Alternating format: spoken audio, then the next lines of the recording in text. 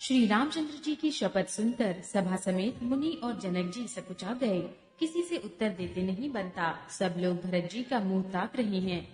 भरत जी ने सभा को संकोच के वश देखा। राम बंधु ने बड़ा भारी धीरज धरकर और कुसमय देखकर अपने प्रेम को संभाला, जैसे बढ़ते हुए विंध्याचल को अगत से जी ने रोका था। शोक रूपी हिरण्याक्ष ने बुद्धि रूपी पृथ्वी को हर लिया, जो विमल गुण समूह रूपी जगत की योनि थी। भरत जी के विवेक रूपी विशाल वराह ने बिना ही परिश्रम उसका उद्धार कर दिया। भरत जी ने प्रणाम करके सबके प्रति हाथ जोड़े तथा श्री रामचंद्र जी, राजा जनक जी, गुरु वशिष्ठ जी और साधु संत सबसे विनती की और कहा, आज मेरे इस अत्यंत अनुचित बर्ताव को क्षमा कीजिए। मैं कोमल मुख से कठोर वचन कह रहा हूँ। फिर उन्होंने हृदय में सुहावनी सरस्वती जी का स्मरण किया। वे मानस से उनके मुखारविंद पर आ विराजी। निर्मल विवेक, धर्म और नीति से युक्त भरत जी की वाणी सुंदर हंसिनी है। विवेक के नेत्रों से सारे समाज को प्रेम से शिथिल देख सबको प्रणाम कर श्री सीता जी और श्री रघुनाथ जी का स्मरण करके भरत जी बोले, हे प्रभु, आप पिता, माता, सुहृद, गुरु, स्वामी, पूज्य, परम हितैषी और अंतर्यामी हैं। सरल हृदय, श्रेष्ठ मालिक, शील के भंडार, शरणागत की रक्षा करने वाले, सर्वज्ञ सुजान, समर्थ शरणागत का हित करने वाले, गुणों का आदर करने वाले और अवगुणों का तथा पापों को हरने वाले। हे गोसाई, आप सरी के स्वामी आप ही हैं और स्वामी के साथ द्रोह करने में मेरे समान मैं ही हूँ। मैं मोह वश के और पिताजी के वचनों का उल्लंघन कर और समाज बटोर कर यहाँ आया हूँ। जगत में भले बुरे, ऊंचे और नीचे, अमृत और अमर पद, विष और मृत्यु आदि किसी को भी कहीं ऐसा नहीं देखा सुना जो मन में भी श्री रामचंद्र जी की आज्ञा को मेट दे। मैंने सब प्रकार से वही डिठाई की, परंतु प्रभु ने उस डिठाई को स्नेह और सेवा मान लिया। हे नाथ, आपने अपनी कृपा और भलाई से मेरा भला किया, जिससे मेरा दूषण भी भूषण के समान हो गए और चारों ओर मेरा सुंदर यश छा गया। हे नाथ, आपकी रीति और सुंदर स्वभाव की बड़ाई जगत में प्रसिद्ध है और वेद शास्त्रों ने गाई है। जो क्रूर, कुटिल, दुष्ट, कुबुद्धि, कलंकी, नीच, शील रहित, निरीश्वरवादी और निशंक है, उन्हें भी आपने शरण में सम्मुख आया सुनकर एक बार प्रणाम करने पर ही अपना लिया। उनके दोषों को देखकर भी आप कभी हृदय में नहीं लाए और उनके गुणों को सुनकर साधुओं के समाज में उनका बखान किया।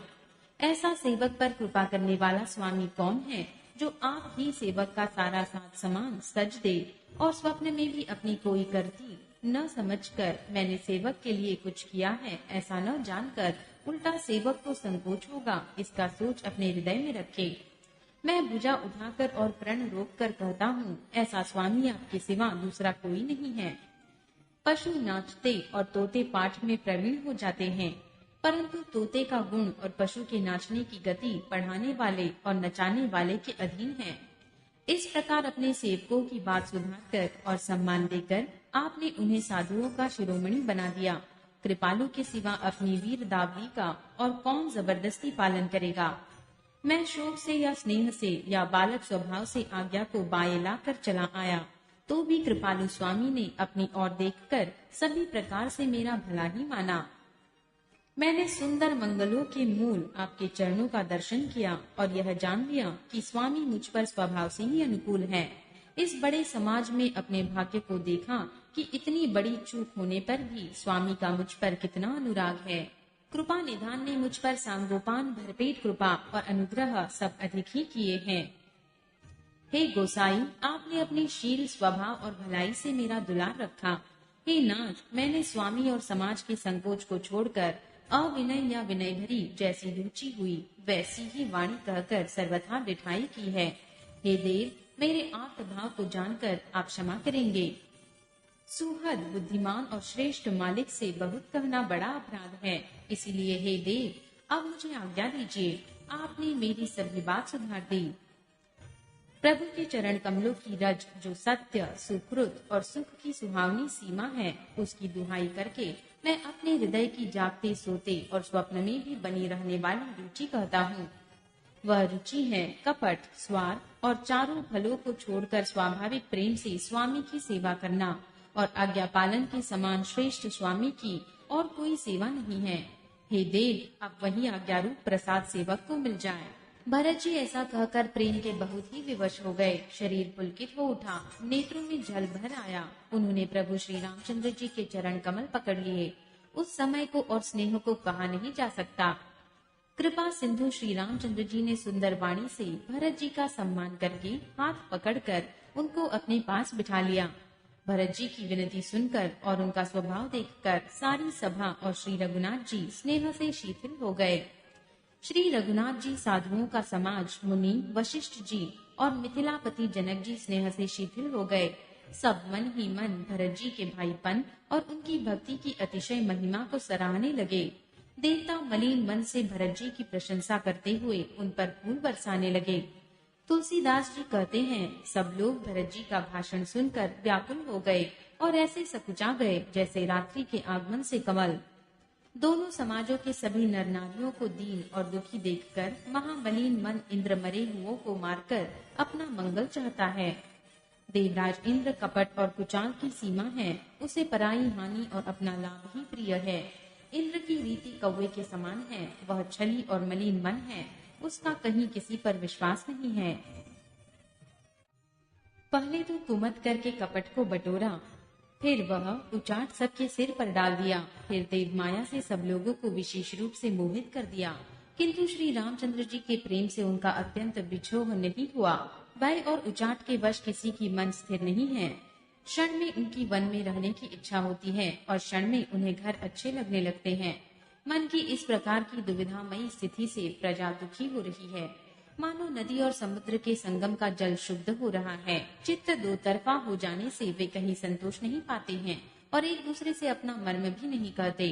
कृपा निधान श्री रामचंद्र जी यह दशा देखकर हृदय में हंसकर कहने लगे, कुत्ता, इंद्र और नव युवक एक सरीखे हैं। भरत जी, जनक जी, मुनिजन, मंत्री और ज्ञानी साधु संतों को छोड़कर अन्य सभी पर जिस मनुष्य को जिस योग्य पाया उस पर वैसे ही देव माया लग गई। कृपा सिंधु श्री रामचंद्र जी ने लोगों को अपने स्नेह और देवराज इंद्र के भारी छल से दुखी देखा। सभा, राजा जनक, गुरु, ब्राह्मण और मंत्री आदि सभी की बुद्धि को भरत जी की भक्ति ने कील दिया। सब लोग चित्रलेखे से श्री रामचंद्र जी की ओर देख रहे हैं। सकुचाते हुए, सिखाए हुए से वचन बोलते हैं। भरत जी की प्रीति, नम्रता, विनय और बड़ाई सुनने में सुख देने वाली है, पर उसके वर्णन करने में कठिनता है। जिनकी भक्ति का लवलेश देखकर मुनिगण और मिथिलेश्वर जनक जी प्रेम में मग्न हो गए, उन भरत जी की महिमा तुलसीदास कैसे कहें। उनकी भक्ति और सुंदर भाव से हृदय में सुबुद्धि खुलस रही है, परंतु वह बुद्धि अपने को छोटी और भरत जी की महिमा को बड़ी जानकर कवि परंपरा की मर्यादा को मानकर सकुचा गई। उसकी गुणों में रुचि तो बहुत है, पर उन्हें कह नहीं सकती। बुद्धि की गति बालक के बचनों की तरह हो गई। भरत जी का निर्मल यश निर्मल चंद्रमा है और कवि की सुबुद्धि चकोरी है, जो भक्तों के हृदय रूपी निर्मल आकाश में उस चंद्रमा को उदित देखकर उसकी ओर टकटकी लगाए देखती रह गई। भरत जी के स्वभाव का वर्णन वेदों के लिए भी सुगम नहीं है। मेरी तुच्छ बुद्धि की चंचलता को कवि लोग क्षमा करे। भरत जी के सद्भाव को कहते सुनते कौन मनुष्य श्री सीताराम जी के चरणों में अनुरक्त न हो जाएगा। भरत जी का स्मरण करने से जिसको श्री राम जी का प्रेम सुलभ न हुआ, उसके समान वाम और कौन होगा। दयालु और सुजान श्री राम जी ने सभी की दशा देखकर और भक्त के हृदय की स्थिति जानकर धर्म, धुरंधर, धीर, नीति में चतुर, सत्य, स्नेहशील और सुख के समुद्र, नीति और प्रीति के पालन करने वाले श्री रघुनाथ जी देश, काल, अवसर और समाज को देखकर ऐसे वचन बोले जो मानव वाणी के सर्वस्व ही थे, परिणाम में हितकारी थे और सुनने में चंद्रमा के रस सरीखे थे। हे तात भरत, तुम धर्म की दूरी को धारण करने वाले हो, लोक और वेद दोनों के जानने वाले और प्रेम में प्रवीण हो। कर्म से, वचन से और मन से निर्मल तुम्हारे समान तुम ही हो। गुरुजनों के समाज में और ऐसे कुसमय में छोटे भाई के गुण किस तरह कहे जा सकते हैं। हे तात, तुम सूर्य कुल की रीति को, सत्य प्रतिज्ञ पिताजी की कीर्ति और प्रति को, समय, समाज और गुरुजनों की लज्जा को तथा उदासीन मित्र और शत्रु सबके मन की बात को जानते हो। तुमको सबके कर्मों का और अपने तथा मेरे परम हितकारी धर्म का पता है। यद्यपि मुझे तुम्हारा सब प्रकार से भरोसा है, तथापि मैं समय के अनुसार कुछ कहता हूँ। हे तात, पिताजी के बिना हमारी बात केवल गुरुवंश की कृपा ने ही संभाल रखी है।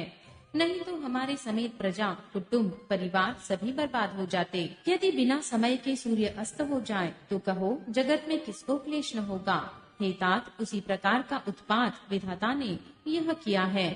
पर मुनि महाराज ने तथा मिथिलेश्वर ने सबको बचा लिया। राज्य का सब कार्य, लज्जा, प्रतिष्ठा, धर्म, पृथ्वी, धन, घर, इन सभी का पालन गुरुजी का प्रभाव करेगा और परिणाम शुभ होगा। गुरुजी का प्रसाद ही घर में और वन में समाज सहित तुम्हारा और हमारा रक्षक है। माता, पिता, गुरु और स्वामी की आज्ञा समस्त धर्मरूपी पृथ्वी को धारण करने में शेष जी के समान है। हे तात, तुम वही करो और मुझसे भी कराओ तथा सूर्य कुल के रक्षक बनो। साधक के लिए यह एक ही संपूर्ण सिद्धियों की देने वाली कीर्तिमयी, सद्गतिमयी और ऐश्वर्यमयी त्रिवेणी है। इसे विचार कर भारी संकट सहकर भी प्रजा और परिवार को सुखी करो। हे भाई, मेरी विपत्ति सभी ने बांट ली है, परंतु तुमको तो अभी तक बड़ी कठिनाई है। तुमको कोमल जानकर भी मैं कठोर कह रहा हूँ। हे तात, बुरे समय में मेरे लिए यह कोई अनुचित बात नहीं है। कुठौर में श्रेष्ठ भाई ही सहायक होते हैं। वज्र के आघात भी हाथ से ही रोके जाते हैं। सेवक हाथ, पैर और नेत्रों के समान और स्वामी मुख के समान होना चाहिए। तुलसीदास जी कहते हैं कि सेवक स्वामी की ऐसी प्रीति की रीति सुनकर सुकवि उसकी सराहना करते हैं। श्री रघुनाथ जी की वाणी सुनकर जो मानो प्रेम रूपी समुद्र के अमृत में सनी हुई थी, सारा समाज शिथिल हो गया। सबको प्रेम समाधि लग गई। यह दशा देखकर सरस्वती ने चुप साध ली। भरत जी को परम संतोष हुआ। स्वामी के सम्मुख होते ही उनके दुख और दोषों ने मुंह मोड़ लिया। उनका मुख प्रसन्न हो गया और मन का विषाद मिट गया, मानो गूंगे पर सरस्वती की कृपा हो गई हो। उन्होंने फिर प्रेम पूर्वक प्रणाम किया और करण कमलों को जोड़कर वे बोले, हे नाथ, मुझे आपके साथ जाने का सुख प्राप्त हो गया और मैंने जगत में जन्म लेने का लाभ भी पा लिया। हे कृपालु, अब जैसी आज्ञा हो उसी को मैं सिर पर धरकर आदर पूर्वक करूं। परंतु देव, आप मुझे वह अवलंबन दे जिसकी सेवा कर मैं अवधि का पार पा जाऊं। हे देव, स्वामी के अभिषेक के लिए गुरुजी की आज्ञा पाकर मैं सब तीर्थों का जल ले आया हूँ। उसके लिए क्या आज्ञा होती है? मेरे मन में एक और बड़ा मनोरथ है जो भय और संकोच के कारण कहा नहीं जाता। हे भाई, कहो। तब प्रभु की आज्ञा पाकर भरत जी स्नेहपूर्ण सुंदर वाणी बोले,